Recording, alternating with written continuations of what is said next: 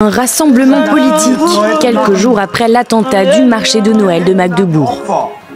L'AfD, le parti d'extrême droite allemand, organisait une manifestation mémorielle lundi soir, disant vouloir saluer la mémoire des 5 morts et 200 blessés de l'attaque à la voiture bélier.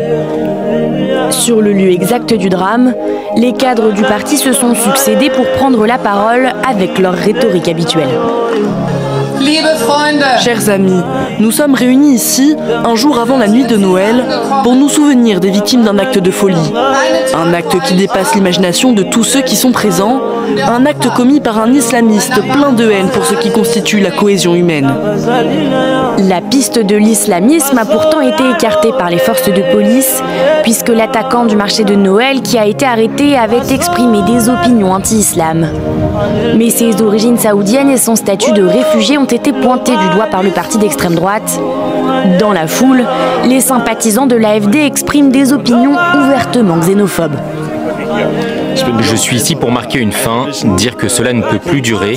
Ce n'est pas un cas isolé et une fois de plus, il s'agit d'une personne d'un autre pays.